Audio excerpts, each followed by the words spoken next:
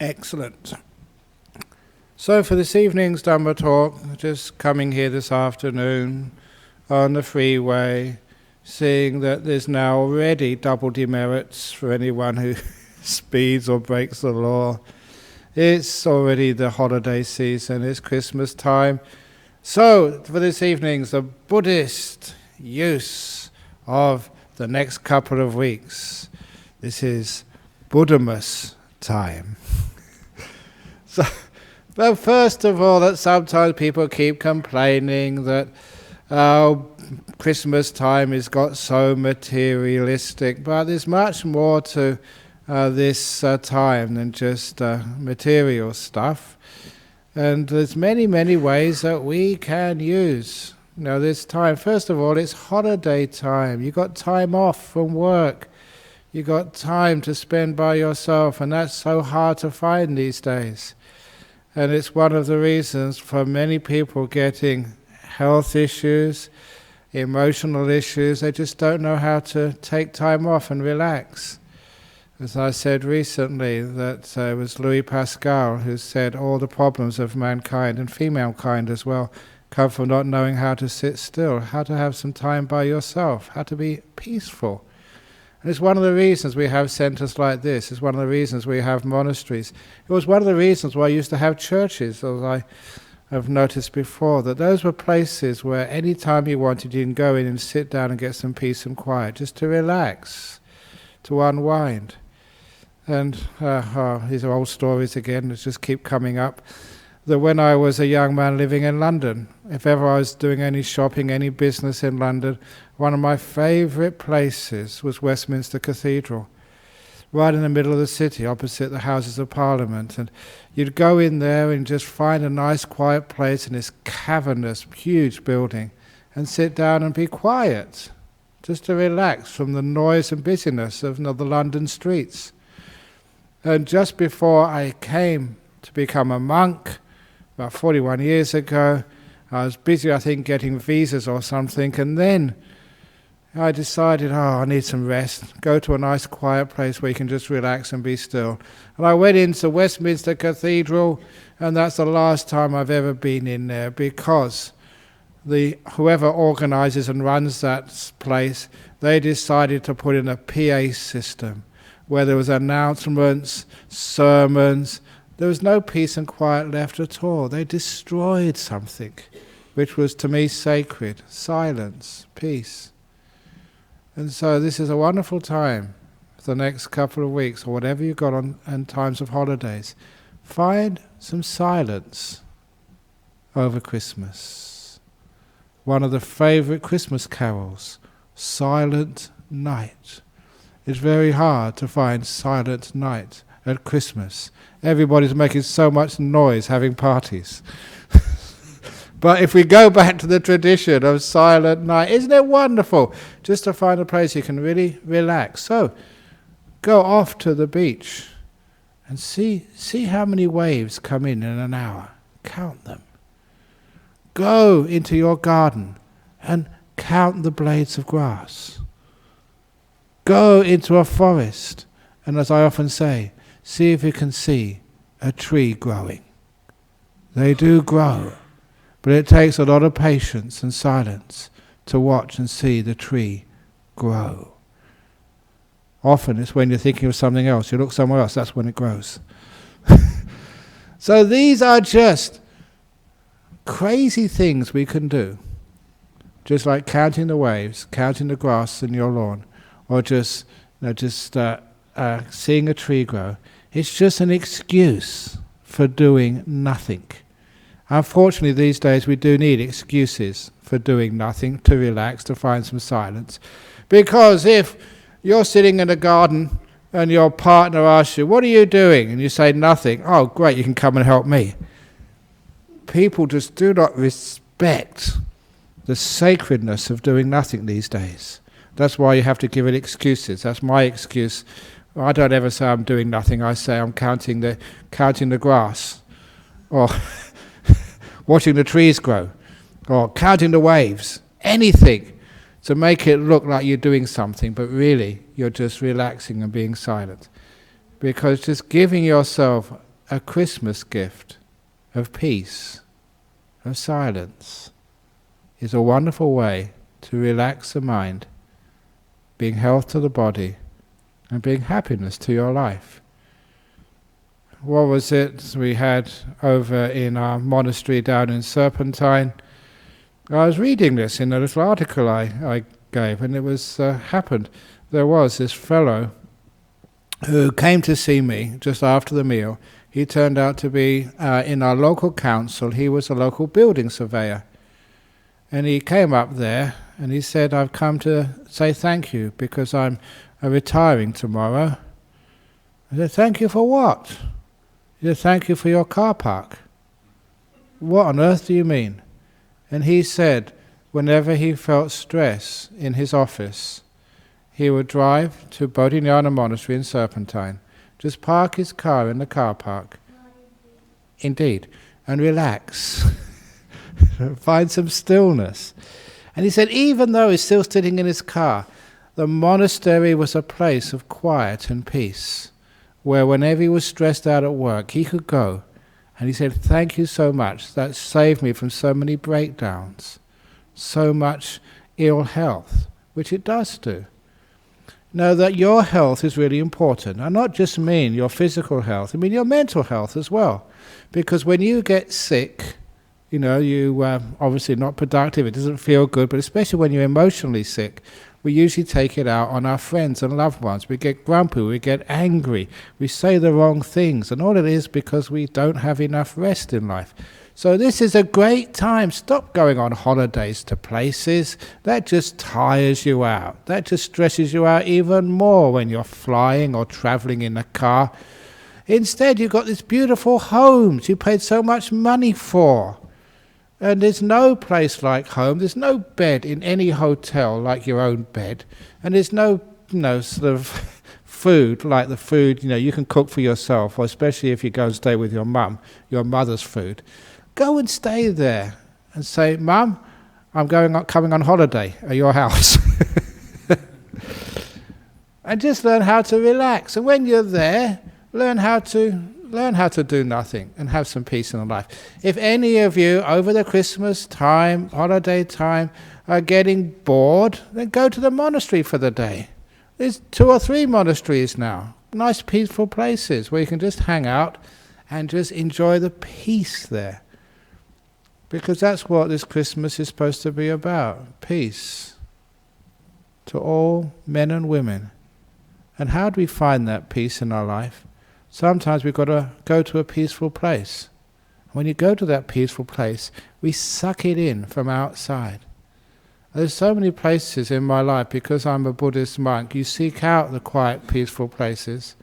And when you go to those quiet, peaceful places, if you haven't had any success in meditation now, it's impossible not to have success in meditation in some of these quiet, peaceful places. I remember one place I used to go to in Thailand, deep in a beautiful little idyllic place in the middle of the forest in the mountains, had these wonderful deep caves.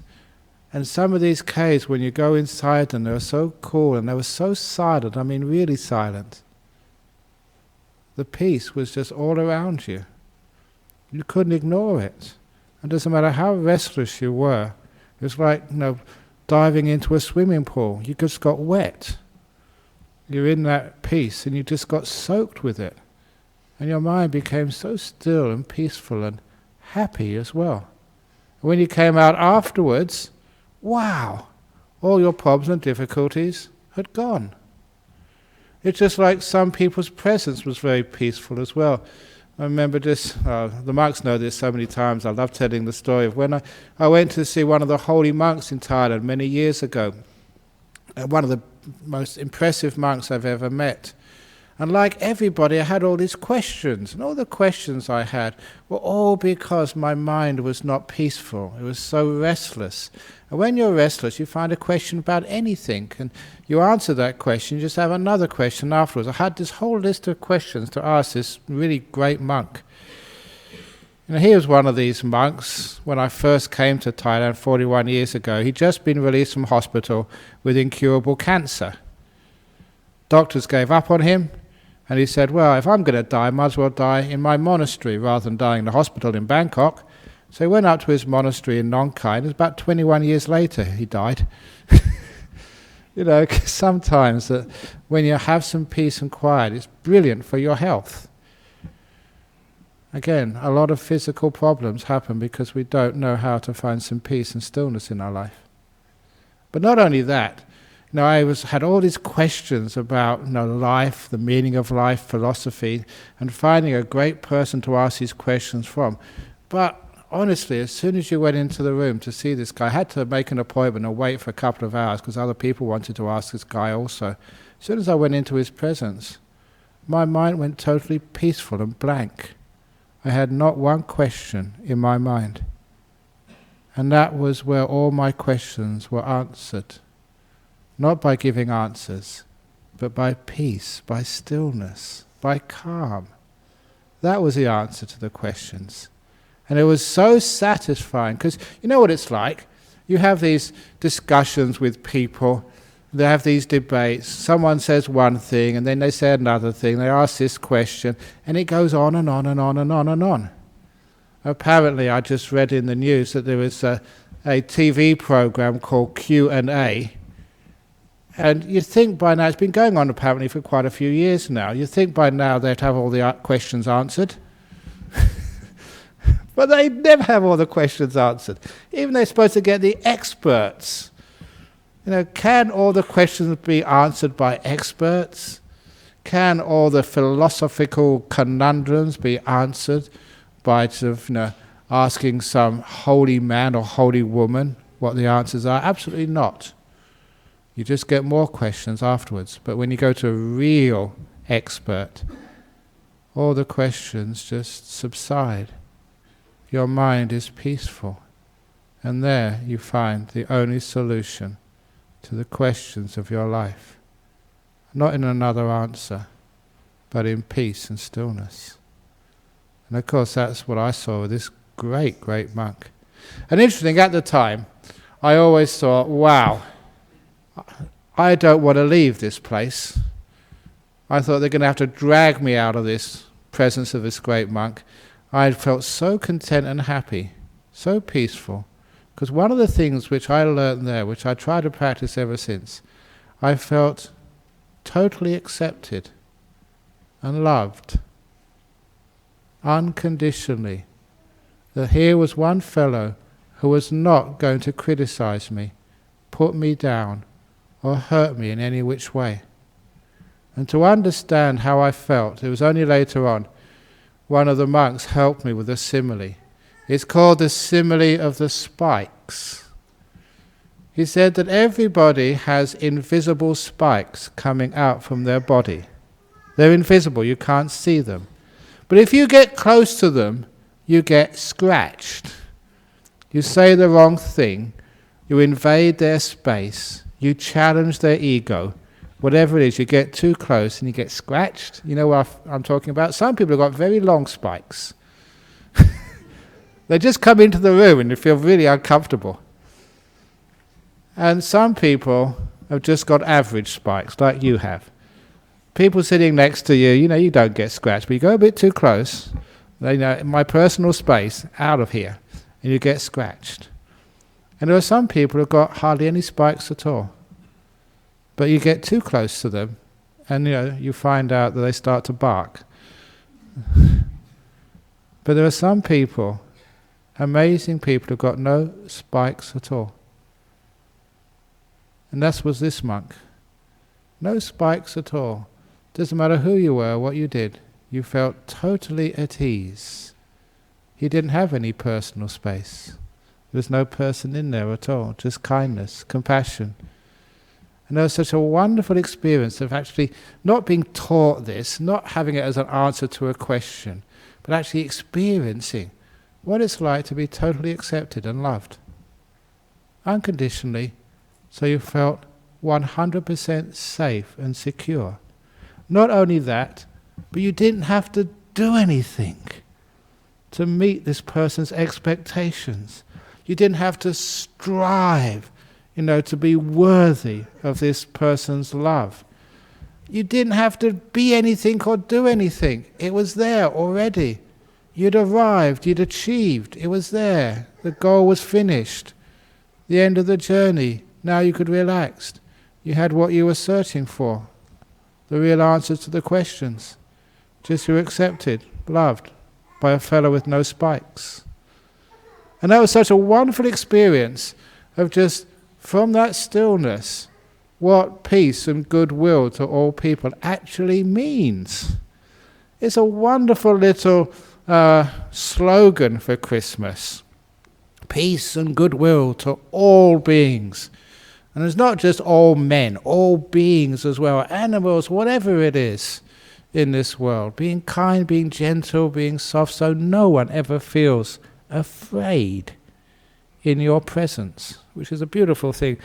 Those of you who do go to places like our monasteries, you see all the animals come around. They're not afraid of us. In fact, they usually take advantage of us. On the paths. Now, we built those paths going from the kutis and the huts, and the kangaroos, they just sit there, and we have to walk around them. They don't get out. They're totally disrespectful. We love that. All these other kangaroos do. The monks, okay, the monks are not supposed to feed kangaroos. It's bad for them. But, the kangaroos don't know that. They think it's fun. I remember once leaving some food for the kangaroos because, I was on retreat. I took my food, my one meal of the day, back in my bowl to my hut to eat it. And there was some stuff left over. And the kangaroos were looking at you. Saying, I'm not supposed to eat you, but they were looking at you. It's bad for your health, but they were looking at you. Just no way could you resist them. So I put all this stuff down. I had some nice lettuce and some carrots. But an apple. You know what they did? With their nose, push aside the healthy food, and they went right down to the very bottom, the pizza. And I found what Australian kangaroos love more than anything else is pizza. I couldn't stop them. Okay, fair enough. Even the kangaroos like junk food, given half the chance. I also remember just old stories. I'm going to get some criticism on the internet for this, but that once we had a whole lot of spaghetti. Because you guys, you come and feed the monks and nuns. Sometimes you give too much of the same thing. So I had all the spaghetti left over. And so one of the laymen working in the kitchen, put it in the forest for the kangaroos. And I saw for the first time this kangaroo eating spaghetti. And this poor little kangaroo, he was sitting there, and spaghetti on either side of his mouth. He did not know what to do next. You remember the first time as a kid you ate spaghetti? And you didn't know what to do? It's such a slippery thing to try and get down your throat. And for the first time, the kangaroo had the same experience. Should have put that on YouTube. That would have been very funny. But anyway, eventually found our way of eating spaghetti, even kangaroos, give them half a chance. But anyway, just because people are kind and these animals feel safe. It's beautiful echidnas we saw the other day. Little echidnas in the forest. You get right close to them, or the little possums with the babies on the back. And they're so safe that you can just pat the little baby with the mother underneath. Mother doesn't feel afraid at all. There's something very beautiful in that. So joyful. What's really joyful is they don't feel any fear. How many people can go out and feel no fear? It's a shame that we've lost this sense of peace and goodwill to all beings. But this is actually where we can get it from. We can learn it, first of all, how beautiful it is. And that's one of the great gifts we can give at Christmas. Real peace and goodwill. I remember going visiting my family at Christmas when I still had a mother and mother. She's dead now, so I'm free of that burden, don't have to go. It's a long way to go to London. It's freezing cold this time of the year. So anyway, I do remember going visiting there once, visiting the family. You have great fun being a monk visiting a family, because everybody in those days, this is, okay, England, very proper, very stiff upper lip. And they would never look at you, because you were a monk. They would actually usually see you coming along and just go on the other side of the road. They were afraid you might convert them or something, I don't know. But when it was Christmas time, No, I was making this journey every day, from the temple to my mother's apartment and back again, and people never talk to you. But when it was Christmas Day, that was an exception. Everybody said, "Oh, good morning, Merry Christmas." I was like, what's the difference, Christmas Day or another day? Can't we say good morning and have a nice day at any old time? But I do that whenever I did go to London.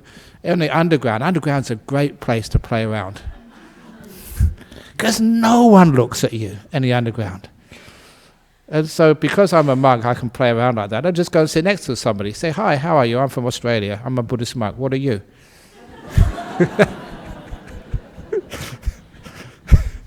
That's totally not done. If any of you from London or England, that is totally verboten.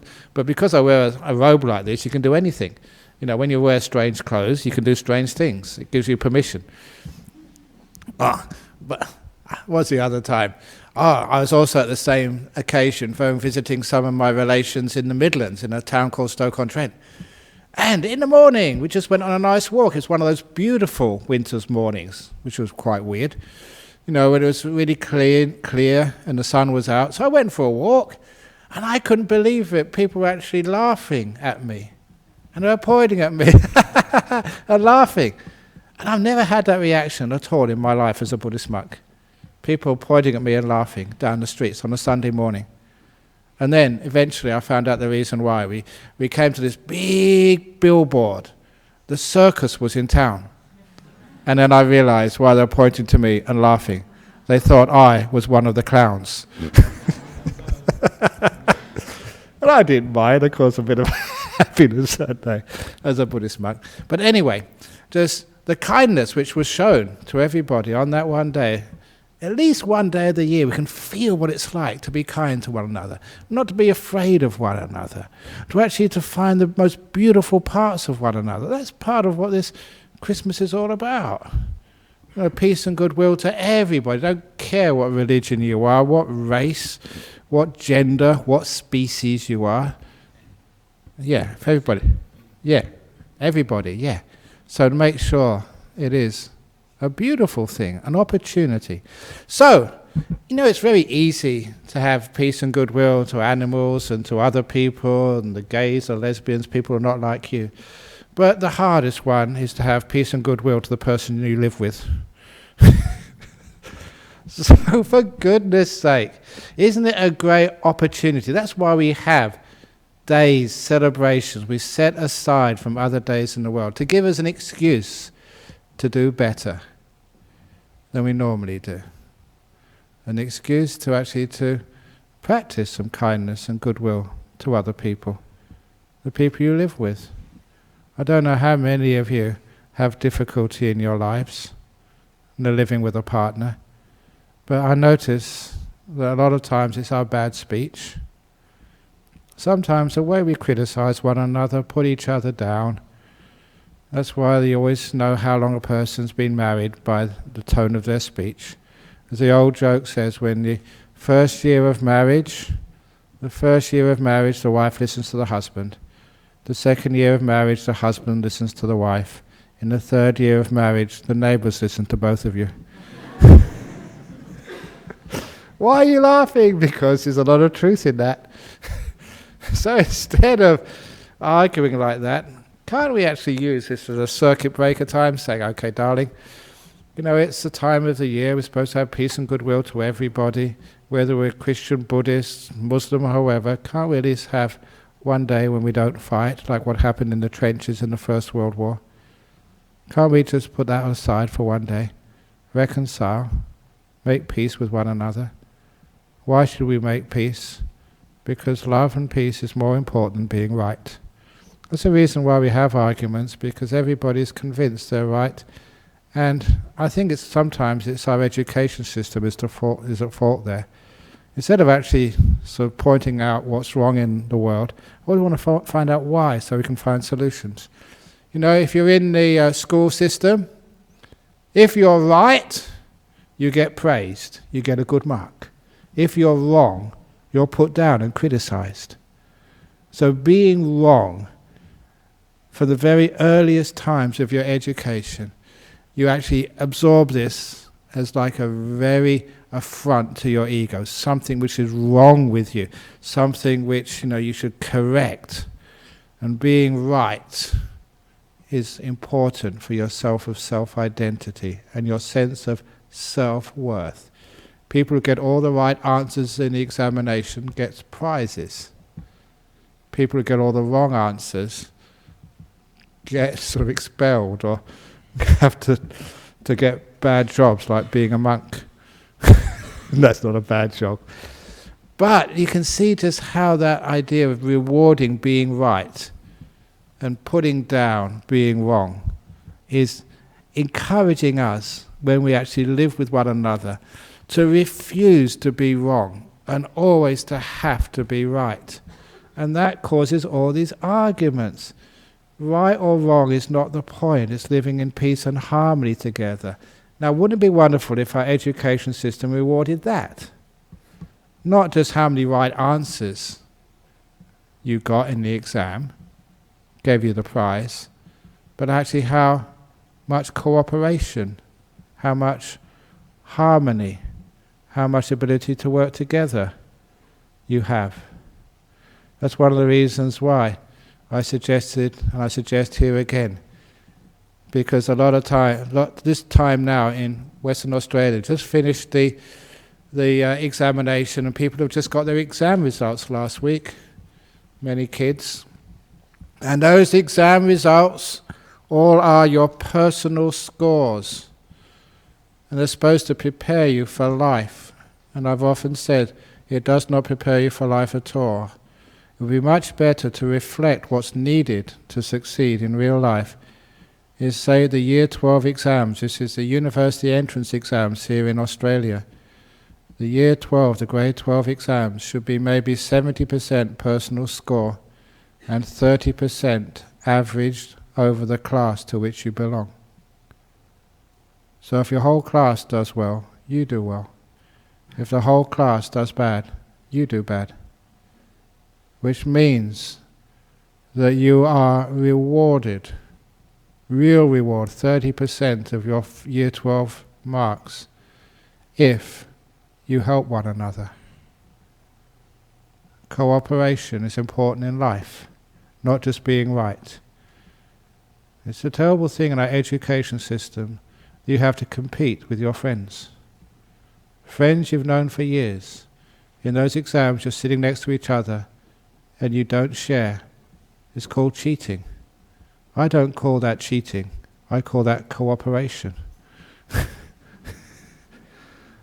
And in real life, you need to cooperate. You need to work together. Your success in a marriage is not your personal score. It is how you can learn how to cooperate, cheat together. And so put it in a different perspective over there. You see that we're rewarding the wrong things, and that's why we're creating this inability that people can cooperate together, live together, work together. And of course that means that at least we can, at Christmas time, we can cheat together, work together. It doesn't matter who's right and who's wrong. It's just we're going to love one another and just develop those qualities in our life. And of course the other beautiful thing about sort of this time, it's people give presents at this time, and sometimes people think, oh, that's the worst part. But it's wonderful to receive presents, but it's even better to have the opportunity to give stuff. That's why it is a season of generosity, which is the other beautiful part of a human being. It's not just living together in peace and harmony, realizing being right is not the most important thing in the world. It's actually giving towards one another. That also means like giving people some space, giving people just the benefit of the doubt. Giving up your controlling of this world and letting people just be who they are. Is the problem with most conflict in our modern world. We do expect far too much of one another. And sometimes the expectations in a marriage, the expectations in life are far too high. People do have egos, unfortunately. They do have their quirks. They do have their bad ways of talking sometimes, and that's just what people are like. As I've often said, I've never ever yet met a dog which doesn't bark, a cow which doesn't go moo, a wife which doesn't nag, a husband who doesn't say, "I'll do it tomorrow, darling." This is the nature of people. And sometimes we think we want people to be different. We want to change people. What about giving people the freedom to be who they are? Giving a dog the freedom to bark. Giving your wife the freedom to nag. Giving your kid the freedom to cry. And giving yourself the freedom to be who you are, totally imperfect. Because sometimes we try so hard to change this world into something we think it should be. Look, there was this girl who asked me this question a few years ago, and she did a little demonstration to explain how she felt. She said, she used her left hand and right hand. She said, "This is my right hand, this is where I am. I'm down here somewhere. And this is where I want to be in life." She put her hand up here. She said, "It's just so difficult. It's so striving to get so many obstacles, reaching my potential, where I know I should be." And said, "It's so much stress and suffering." And I said, "Listen, lady, you've got it all wrong. If this is where you are and this is where you want to be, the only way to reconcile this is not striving to meet your goals, is actually lessening your goals to meet where you are. And if you put the left hand down and where you want to be in life is actually where you are, you're at peace. You have this wonderful sense of contentment and freedom. So why not lower your expectations and goals, rather than always striving to meet what is usually an impossible goal? And for me, that's how we can be at peace with ourselves and love ourselves. Stop trying to be something you're not, that you can never be, that you will, I know that it's coming up to New Year and you're supposed to have New Year's resolutions. Quite a few years ago, I sort of made a resolution to lose weight. But it was an aspiration which I realized after much trying I could not meet. So instead of having my aspiration up here, my being thin and being fat down here, trying to move it up, it just wouldn't go. So eventually I found peace in my life by moving down my aspiration to where I am. Now that is happy. Okay, you may not live as long, but at least you die happily. Instead of living miserably and dying miserably. So change your aspirations, to be something which is a bit more within your reach. And especially this time, otherwise you can't have any peace at all in your life. This is peace and goodwill, happiness. If you can lessen your own expectations of yourself, so you're not kept on being rewarded for exceeding your aspirations, exceeding your goals, being the best in whatever it is, that just really sucks. Trying to be the best monk, that was just totally ridiculous. Even when I was at school, trying to be the best in the class. When you go to university, trying to be the best lover in the college. When you sort of leave there. Guys, they have all sorts of stupidity. So do girls, in a different way. And you're always trying to be the best. It's just so much stress. So instead of trying to be the best, you just try and who am I? How good am I? I'm just going to be like that. And I'm going to accept myself for who I am. I'm going to at least have no spikes on myself, which scratches me. I'm going to love myself for who I am. That is the greatest gift you can possibly give yourself. The gift of acceptance. So if you want to give yourself a gift on this holiday season, give yourself a gift of acceptance. If it's your partner, I think I mentioned this last week, but I'm going to mention it again. Get a shoebox. Put in a gift. Just a little note saying, I accept you for who you are. I love you for who you are. I don't want you to change. All the things which irritate me, I would miss them if they weren't there. Write that on a piece of paper. Put that in a box. Get this beautiful wrapping paper, a nice ribbon, and put it under the Christmas tree.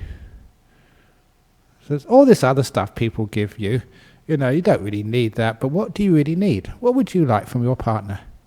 From the people who you really love and care for? What would you want? So try that as a Christmas gift.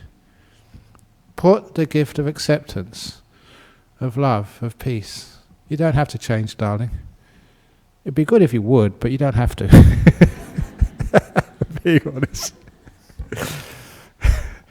But that way, what would it be like for you if you had a gift like that given to you? And you didn't know what it was. And you just opened it, and it feels very light. And just a piece of paper inside saying, darling, I really love you. I'm sorry for all of the rubbish which I've given you over the years, but I really sort of appreciate you. And life wouldn't be the same without you. And do that. It's a great life as a monk because you get involved in people's personal lives and just see how it really works. There was this lady used to come here a long time ago. She's dead, and so's her husband. That's the reason I can say this without embarrassing them. And she was the worst battle axe I've ever seen. No battle axe, a woman who just always dominating the husband. Now, domestic violence goes both ways. And this was real domestic violence against this poor guy. Because even here, they would come on the weekend, in a big ceremony, and in front of everybody, she'd say, George, come over here. George, get me some water, you stupid man. And he would say this in public all the time. And I felt so sad for poor old George. And then when she died, I saw George and I said, how are you? I said, you must be so happy to be rid of her. He said, no, I miss her so much. I miss being told off. I miss being bullied. It's really strange relationships. But, you get so used to it, you get to love people for who they are, because he obviously had some other qualities, which was much, much more than just the words she said. And he was smart enough to focus on the other qualities. So, in a relationship you have, why is it we keep on focusing on the negative part of what our partner does and says? You should never do that. Focus on the positive stuff and give the gift of respect. To respect means seeing something in another person which is worthy of that respect. Noticing it. And for all the people I've met in my life, and I met lots of people, thousands of people, big criminals, prime ministers, and not prime ministers, dictators. One of the most, I don't mind saying this, one of the scariest people I've ever met was Hun Sen, the prime minister or president of Cambodia. He's still there. He really gave me the creeps. It's still the president, so I better watch out. But, you can see his power was just... But I'm sure he has a beautiful side to him. And, I should have done that, see his beautiful side. And he would have shown that back to me. I've met so many people. I've never met even one person yet, even going to see criminals, famous criminals, who've not got a beautiful side to them. I don't know if there's anybody in my generation from UK, but I remember going into Broadmoor jail once, which is the jail in UK for the criminally insane, and going visiting one of the Cray brothers, Ronnie Cray. He was a very famous criminal. And afterwards he said, oh, thank you for coming to visit. When I get a few quid, which means a few British pounds, I'll send some to your monastery. He was actually generous. He's a nice guy. As many of these people actually are. If you see the nice part in them, they show it back to you, which is one of the great reasons why we can love and care for one another. When I went to see that great monk, when all my questions disappeared, he saw the nice side in me, and I realized he was looking at the nice side of me, so I felt totally accepted and at peace. What a wonderful thing we can do to others. And then we do it to ourselves. See the beautiful side in ourselves. It's there. I've seen it. And if you can see that too, you find this beautiful sense of peace to yourself. It's a wonderful thing. You don't need to be improved. You are good enough. It's one of the reasons why I really don't like the self-improvement movement. What that's saying is you're not good enough. Who says you're not good enough? You don't need to be improved. Poor old George, if he improved his wife, he'd miss the old one he got to love and care for. Your husband, do you really want him to be improved? Honestly?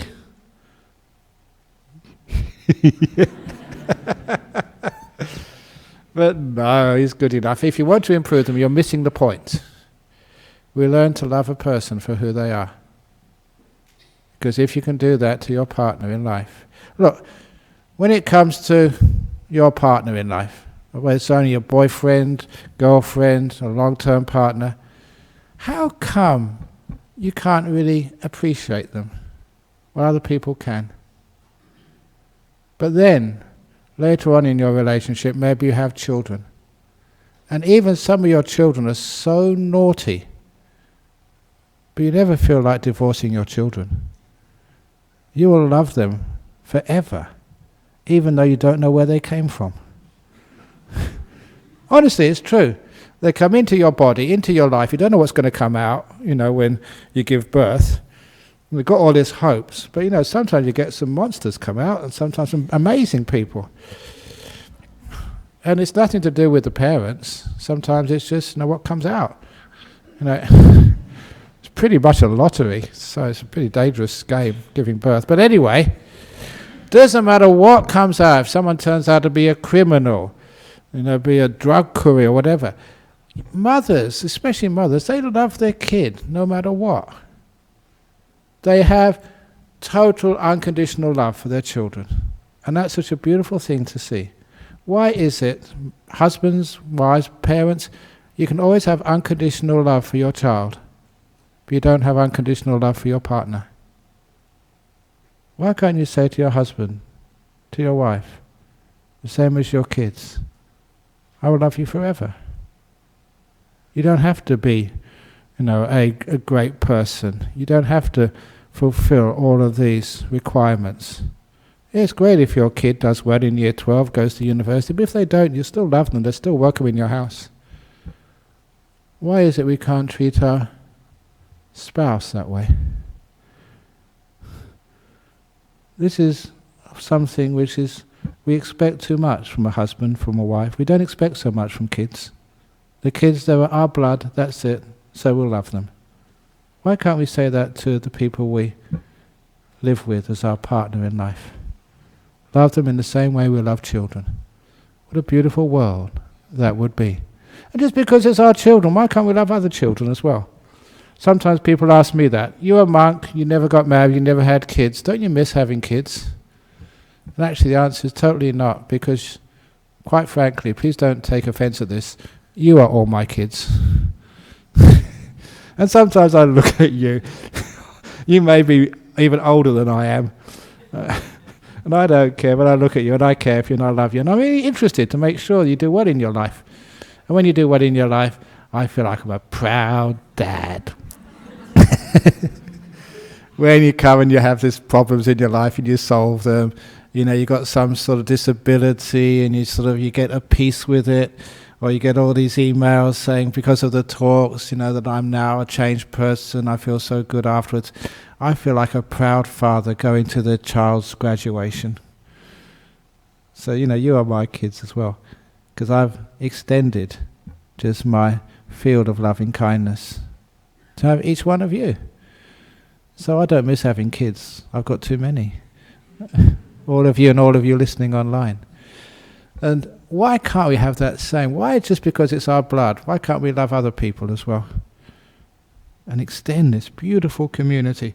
And not just with other Buddhists, Just a few weeks ago we visited New Norcia Monastery again, the Catholic monastery up in to the north of Perth.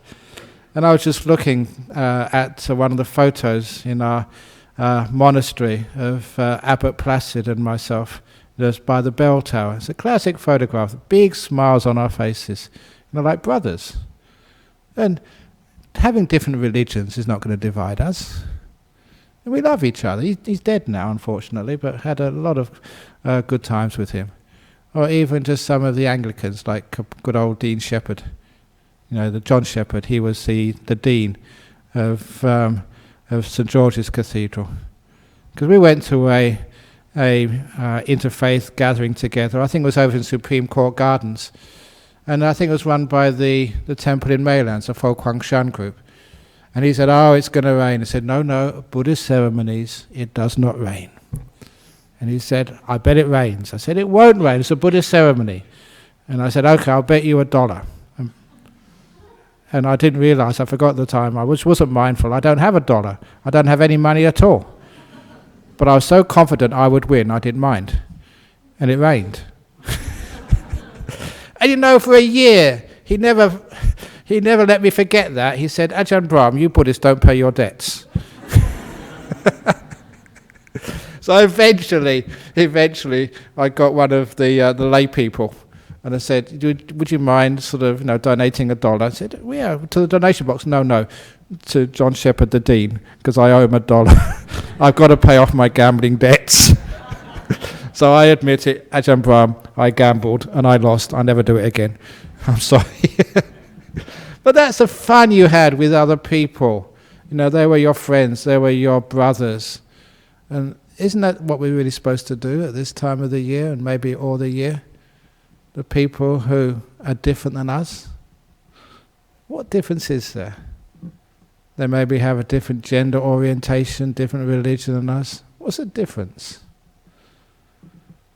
So there's no difference at all. So this is one time of the year we can give. And give that kindness and love, unconditional, to one another, even though we are different. Even though they harm and hurt us. Put that aside. There's another side to them as well. The kind, beautiful, wonderful side.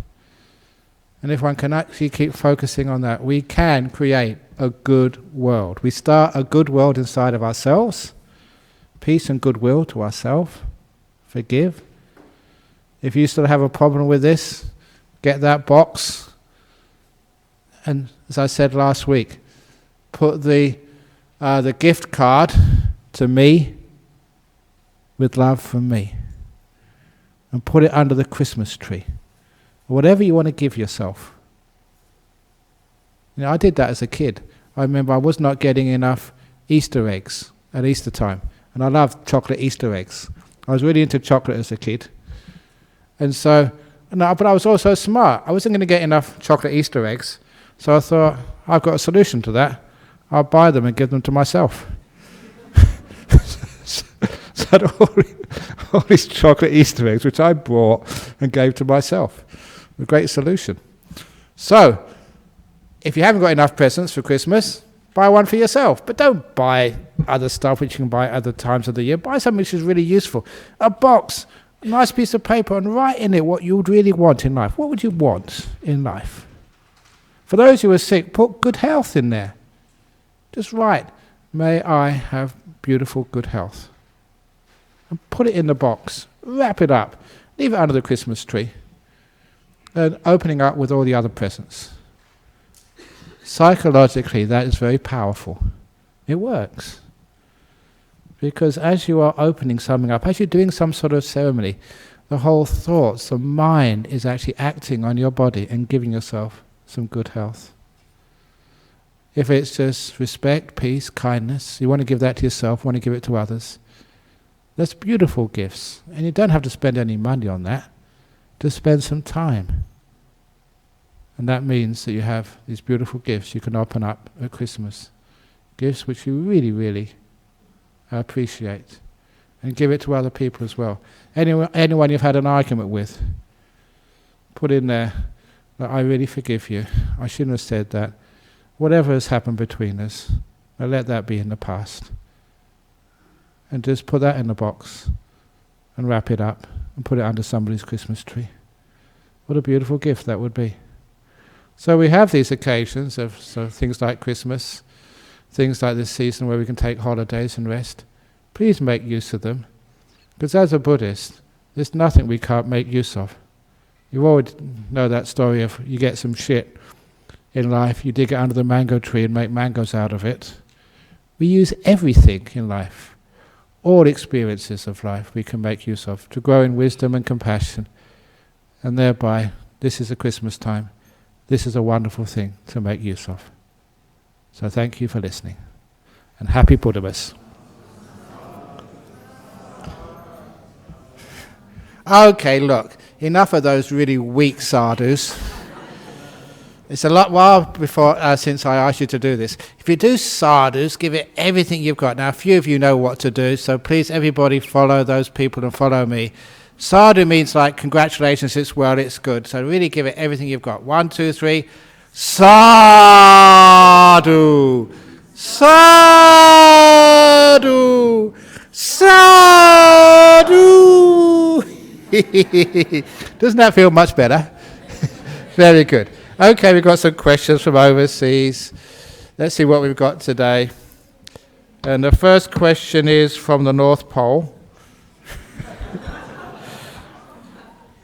Is having inner peace the same as letting go of all your worries and desires? It is. Any desire you have disturbs the peace. So put the desires aside for a while. All the worries, put them down for a little while and have some peace. Yes, you have to do those desires and worries afterwards. You've got work to do, you've got stuff to do in your life. But have moments, opportunities, retreats, the car park in our monastery type possibilities. So you can just go to that car park in our monastery, sit down, relax, get some inner peace, then afterwards you can go back to work again. So inner peace is letting go of all your worries and desires. When you want something, you can't enjoy what you already have. It's a great little saying. When you want something, you can't enjoy what you already have. You can't appreciate it. So at least for some time in your life, especially holiday time, Christmas time, don't want anything. And appreciate what you have. When you want something, you're looking at the future. You're looking at what's missing. When you stop desiring, you realize what you already have, which is more than enough.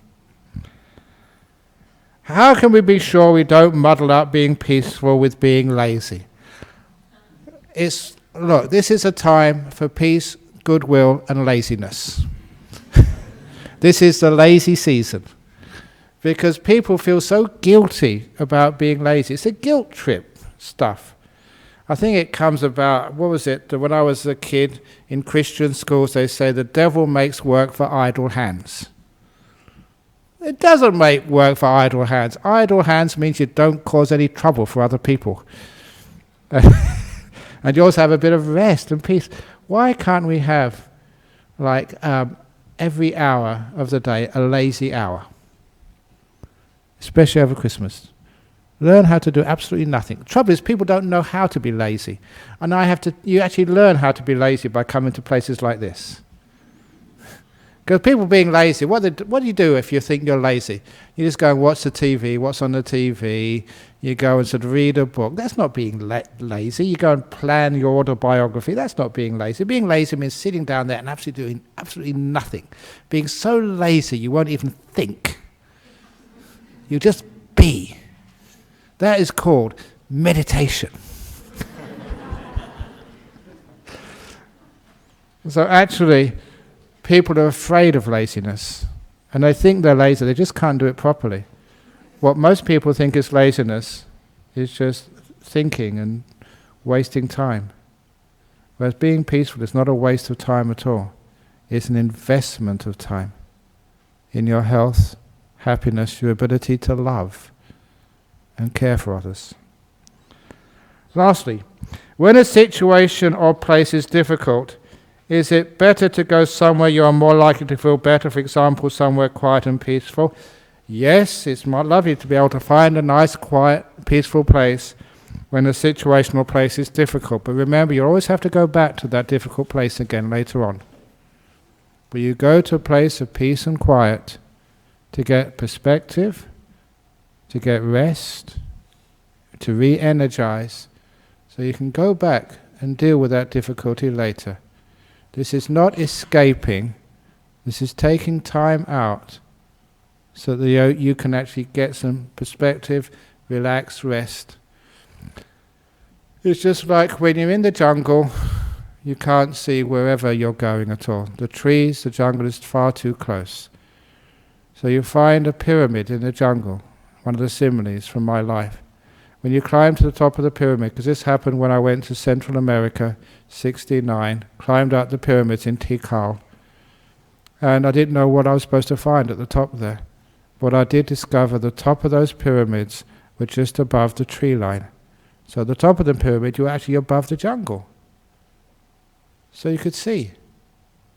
In the days before Google Maps, now you could see the roads and the village you stayed the night before. Because you were above the jungle, you had perspective. But not only that, when you're above the jungle, you could see forever. I could see infinity in all directions, with nothing between me and the infinite on the top of that pyramid. The symbolism was so striking, I could understand why those pyramids were made. Imagine somebody, a kid, being taken up that pyramid for the first time in her life. Born in the jungle, grown up in the jungle, all you could see is a few trees in front of you. No perspective. That was a difficult place you're talking about in this question. So complicated. You find a pyramid, you climb up it. Not only can you get the bird's eye view, you can find out how everything fits together, like the Google map, but also you look above the jungle, you got perspective. You see this vast emptiness which embraces the whole world. Beautiful. So that's actually what you do. When a situation is difficult, leave that situation, find a pyramid where you're out of the jungle, get perspective, and then when you go down that pyramid again, back into the jungle, not only have you got perspective, you have wisdom, you have kindness, and you find the difficulty is very easy to solve. Stay in the jungle, you can never find your way. Up the jungle you find the paths, how you can escape. So that is always nice to find places of peace. And look, you don't need to be told what to do. Because that's a problem with many religions. People are always telling you what to do. Instead of that, just find a nice quiet place and see for yourself. Wisdom always comes from silence. Solutions to the problems of life come from you being quiet. All the questions get answered when you're in the presence of a beautiful person who gives you total acceptance. You don't have to be anything different. You're loved for who you are. I don't have to strive anymore. Peace at last. Any questions from anyone here? Yeah.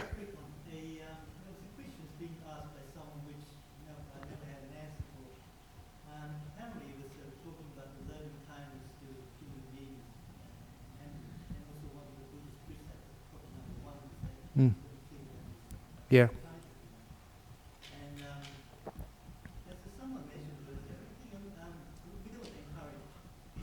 Yeah.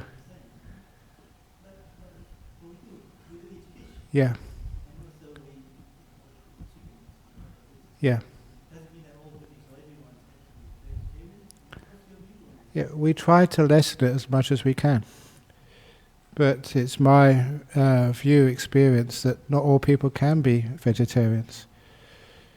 I was living in a house as a student. I was a vegetarian, I was living with 2 vegans. They had a cat, and they tried to give the cat soy milk instead of real milk. And the cat just was getting really sick. So when it wasn't looking, I gave it milk. And it would always be going out into the fields catching mice, catching rabbits, stuff. So the point is we're trying to limit it as best we possibly can. Reduce. And if we want to sort of ban something or stop something, one of the problems is that if the Buddhist Society of West Australia was vegetarian, there'd be many people who would never come here. And the point is we're trying to be open and not judgmental. Let people be. Open the door of your hearts to your wife, your husband, your kids, no matter who they are, no matter what they do. To give the love first, the kindness, rather than just the regulations and the orders. Does that make sense to you? Okay. Very good. Yes?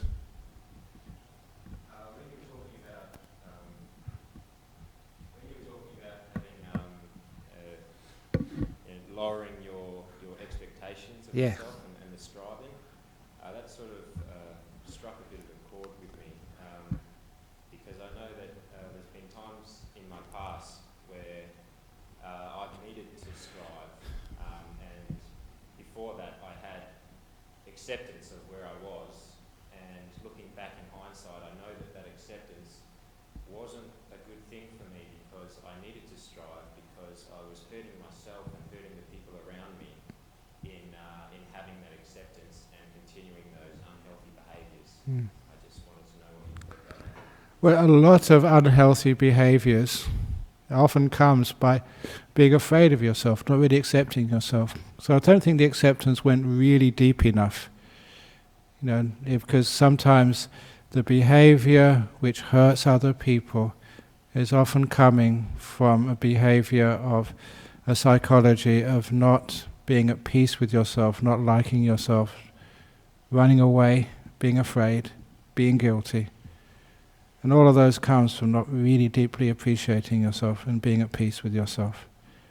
So some of that striving might be called like striving to find that inner peace, that inner acceptance. So you don't need and you will not hurt another person. Many people who go into substance abuse, they go into that because they have hardly any self-esteem at all. They don't really feel they're worth anything. So they don't mind destroying themselves and destroying everyone else around them. And that's not acceptance at all. So sometimes the striving which we do, it always comes to that same old goal, is when we find peace with ourselves. And the great thing to know in life is you don't need to change yourself to be at peace with yourself. But when you find peace with yourself, that is when you change.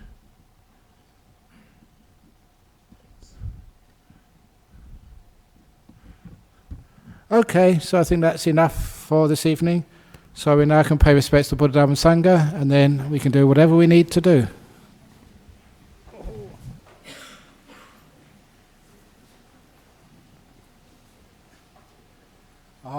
Arahang Sama Sambuddho Bhagava Buddhang Bhagavantang Abhivademi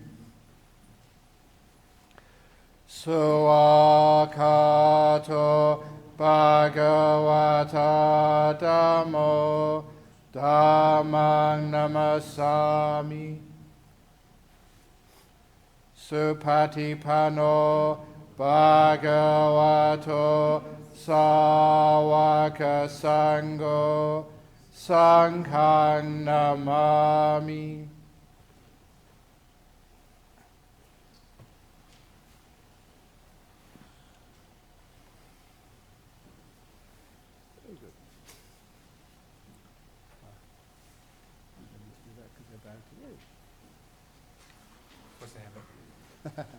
Very good.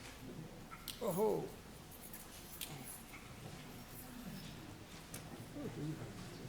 Sorry? Have you still always paying respect to teacher? Okay. Even when you're at school?